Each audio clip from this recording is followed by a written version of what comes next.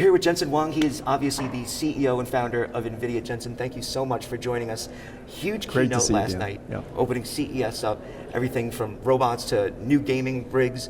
I guess one of the main things that you had mentioned was how we're entering the age of physical AI. Yeah. As far as that goes for Nvidia on the revenue front, when do we start to see that pick up? We have, obviously the self-driving cars, the robotics. We have a robot down there that's giving candy or will. Yeah. Where does that start to feed into the revenue stream? Well, in order to train a robot, you need a lot of data. And the first version of consumer robots that we're all going to engage is the self-driving car.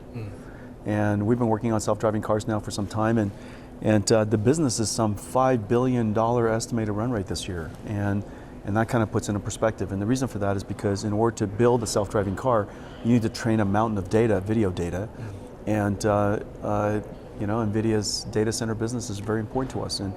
And so in order to build robotics, you need 3 computers. You need the training computer, that's DGX.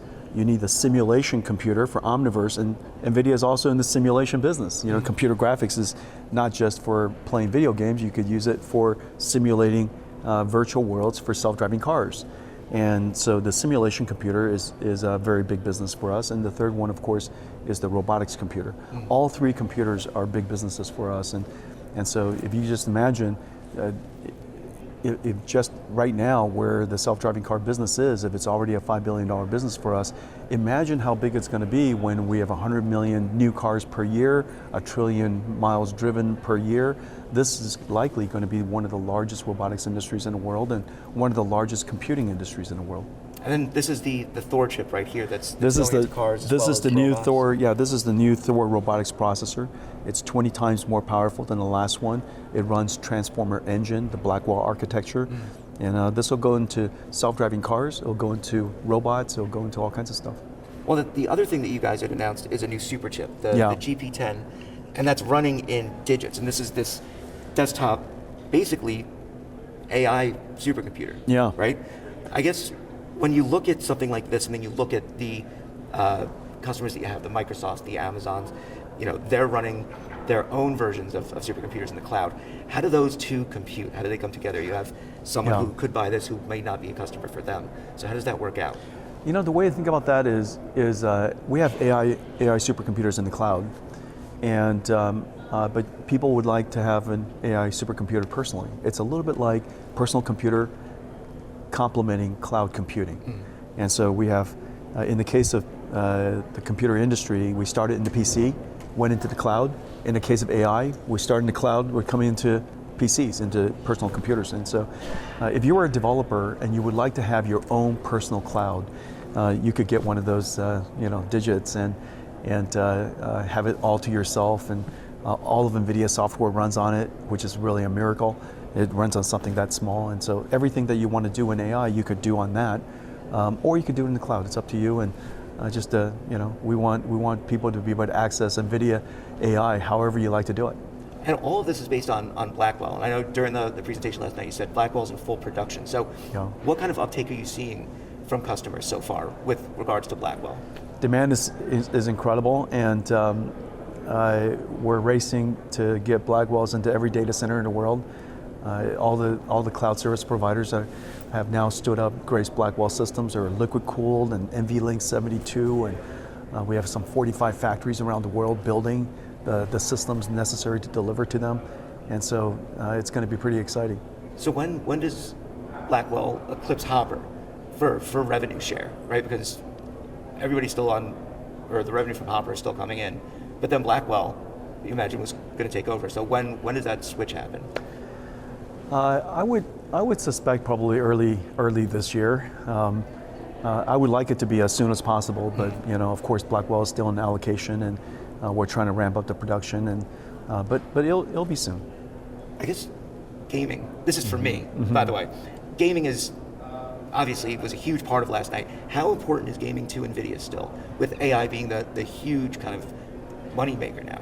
Gaming is super important. But gaming as an industry is going to get revitalized by AI. Both the content creation part of it is the cost of creating content will go down because of AI, and the games are going to be more interesting because of AI, and the games are going to be more beautiful because of AI. You know, the technology that we announced last night, DLSS 4, is just utterly incredible, and we fused AI and computer graphics, programmable shaders, and AI into this thing called Neuro shaders, and so we've even brought AI into computer graphics, and so I think the video game industry is going to get revitalized by AI, which is really great. But computer graphics is essential to almost everything that we do as a company, and we use it for simulation, we use it for design, and it's going to be a very important part of our business for a long time. Part of that announcement with the RTX is being able to run AI on an RTX system. Right? So I have a PC at home, yeah. I have an RTX system, I can run AI models. Yeah, what does that look like going This forward? is Blackwell. I mean, yeah. I mean, this is literally Blackwell. The Blackwell architecture that we have in the cloud that we use for supercomputing is right here. And so the thing that you'll be able to do, of course, you'll be able to create your own AIs if you like. We have a cloud called ai.nvidia.com, and we put a whole bunch of AI models up there, and these AI models are all prepackaged into what we call NIMs. They're vision models, language models, animation models, physical models, digital biology models.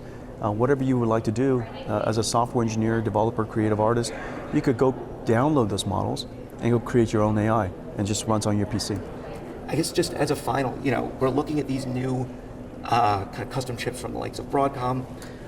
How does that kind of connect with NVIDIA? Where does NVIDIA see the advantage versus something like a custom chip for Broadcom making for a Google or one of NVIDIA's other customers? Well, the fundamental trend is very clear now. When you take a step back, what it says is that everybody now realize accelerated computing is the path forward. And general purpose computing that we have in the past, $1 trillion worth of data centers we've already built, those data centers are going to get modernized.